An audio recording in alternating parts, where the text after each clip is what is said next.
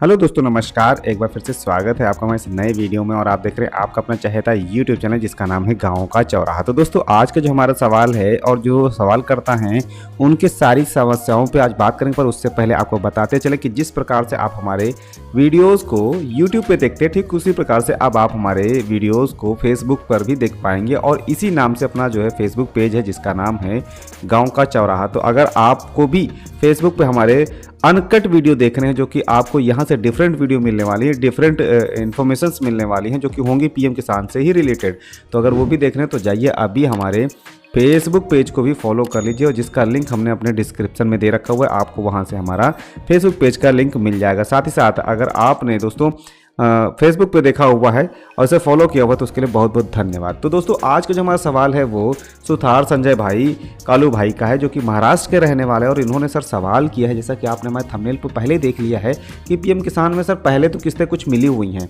पर उसके बाद में अचानक से किस्तें आना बंद हो गई। अब बात आती है कि सर ये फिर से कैसे चालू होंगी, कब और कैसे मिलेंगी और कितनी किस्तें मिलेंगी। तो वो कंप्लीट इन्फॉर्मेशन आज हम आपको देने वाले हैं इस वीडियो के माध्यम से। साथ साथ आपको बताते चलें, हमारा पूरा उद्देश्य रहता है कि आपको हम वो पहलू भी यहाँ पे बताते रहें पीएम किसान में। अगर आपके साथ कोई ऐसी घटना घट जाए तो आप उसकी जानकार रहेंगे, तो आपको वो समस्या का समाधान करने में आसानी रहेगी। तो दोस्तों, आज का जो वीडियो है आज शुरू करते हैं।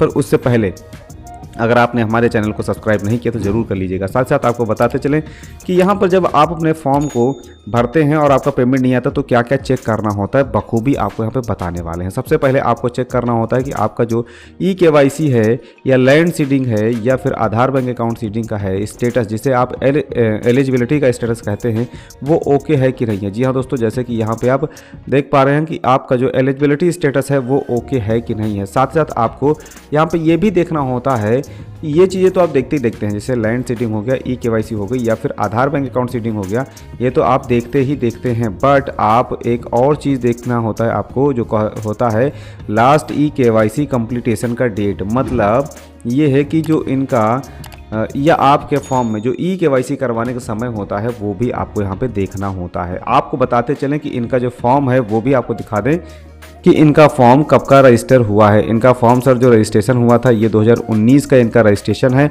और इनकी जो ई-केवाईसी हुई है वो हुई है, आप देखें यहाँ पे कि 20/7/2023 को। बात आती है कि सर 20/7/2023 ये तो वही तारीख है या उससे पहले की तारीख है जब हमारा पीएम किसान सम्मान निधि का 14वां पेमेंट आया था।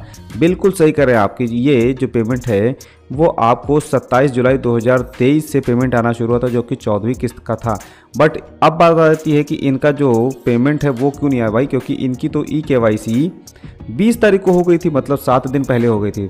आपको ध्यान देना होगा सर कि आप जब भी पीएम किसान पे कोई भी अपडेट करते हैं तो आपको 15 दिन का समय देना होता है, जो कि अकॉर्डिंग टू पीएम किसान सम्मान निधि पोर्टल के माध्यम से आपको यहाँ पे बताया जा रहा है।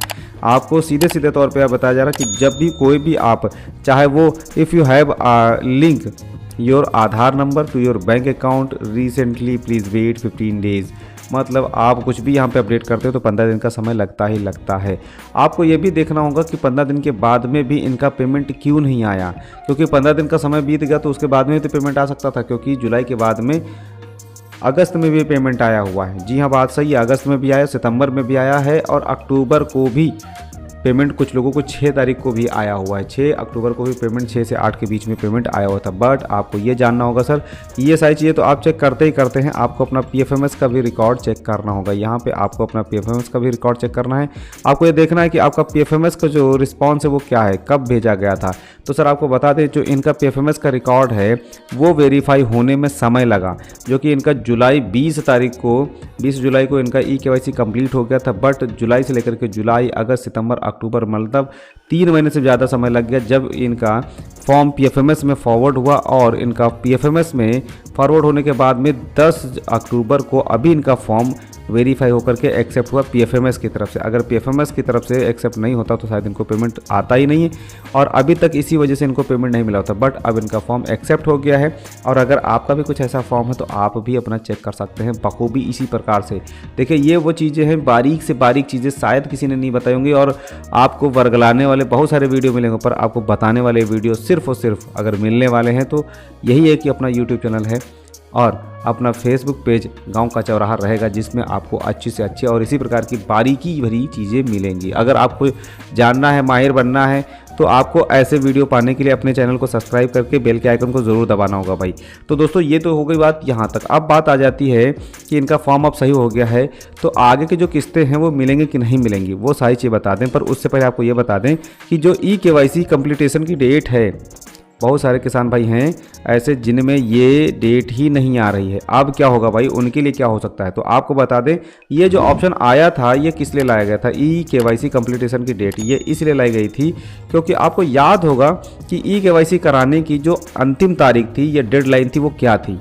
इसकी एक समय सीमा दी गई थी कि पीएम किसान सम्मान निधि की फला तारीख तक का अगर आप केवाईसी नहीं कराएंगे तो आपको लाभ मिलना बंद हो जाएगा। क्या आपको याद है? नहीं याद है ना? मुझे भी याद नहीं था, पर मैंने गूगल से पूछा तो गूगल ने यहाँ पे ये बताया। देखिए यहाँ पे गूगल ने बताया कि यहाँ पर जो आपकी eKYC कंप्लीट करने की अंतिम तारीख थी, वैसे तो पहले थी 31 मई 2022।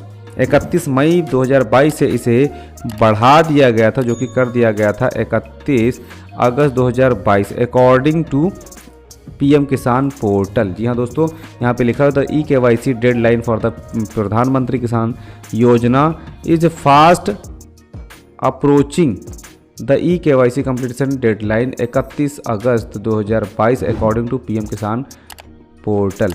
जी हाँ दोस्तों, और आपको बताते चलें ये जब तक ये तारीख थी, डेडलाइन थी, तब तक इसका महत्व ज़्यादा था, परंतु अभी भी यहाँ पर eKYC आप कर पाएंगे। फिलहाल के लिए जिन लोगों ने काफ़ी समय से eKYC नहीं करी उनका तो अब बता रहा रिकॉर्ड नॉट फाउंड, उनकी eKYC नहीं हो पा रही वो, क्योंकि वो होगी नोडल ऑफिसर से, यहाँ से नहीं होगी।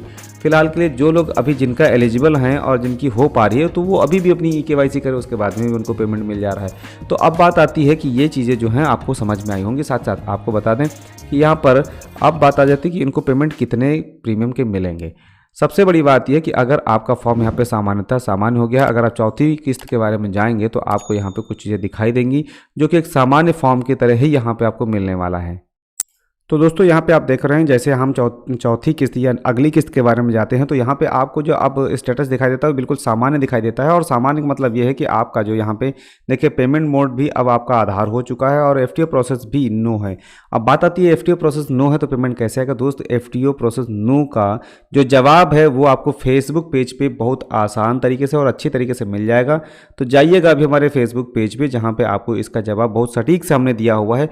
वो वीडियो बहुत ज़्यादा आपके लिए सेटेबल रहेगा। अगर आप उसे देखना चाहते हैं तो जाके हमारे डिस्क्रिप्शन से जाइएगा, डिस्क्रिप्शन में सबसे ऊपर हमारा पेज का लिंक मिल जाएगा, आप वहां से हमारे सीधे पेज पे पहुंच जाएंगे। तो दोस्तों फॉलो करना मत भूलिएगा पेज को भी, और हमारे YouTube चैनल को भी सब्सक्राइब करना मत भूलिएगा। मिलते हैं आपको अगले वीडियो में, तब तक के लिए नमस्कार।